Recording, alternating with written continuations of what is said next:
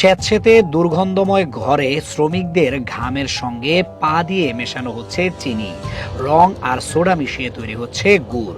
শুনতে অবিশ্বাস্য হলেও রাজবাড়ির পাংশা, রাজবাড়ির বাঘা ও চুয়াডাঙ্গার জীবননগরে এখন এভাবেই আখের গুড় ও খেজুর গুড় তৈরি করছে এক শ্রেণীর অসাধু ব্যবসায়ী। স্বাদ ও রঙে আকর্ষণীয়, কিন্তু ভেতরে লুকানো বিশুদ্ধ বিষ। সরেজমিন গিয়ে দেখা যায় রাজবাড়ির পাংশার ডাঙ্গিপাড়া গ্রামের কারখানায় পচা চিনি, ফুড কালার, সোডা, হাইড্রোজ ও ফিটকিরি মিশিয়ে তৈরি হচ্ছে ভাই ভাই এন্টারপ্রাইজ নামের গুড়।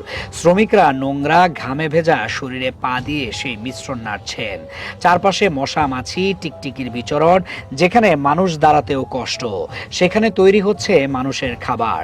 একই ইউনিয়নের রঘুনাথপুর গ্রামের নামবিহীন অপর একটি কারখানায় গিয়ে দেখা যায় সারি সারি সাজানো আটার বস্তা। এছাড়াও সাজানো রয়েছে গোখাদ্য চিটাগুড়, কাপড়ের বিষাক্ত রং, গরুর চর্বি আর কাগজে লাগানো এক ধরনের আঠা।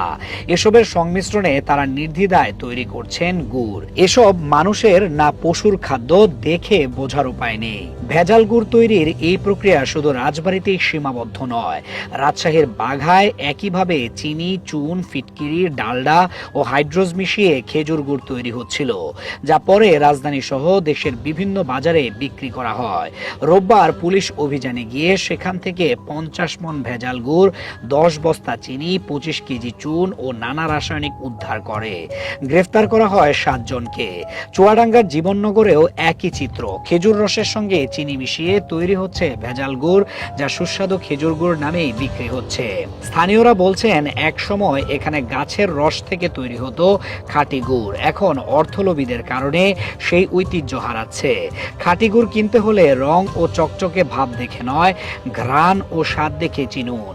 খাঁটি গুড় কখনো একেবারে সাদা বা চকচকে নয়, বরং একটু গাঢ় ও রুক্ষ দেখায়।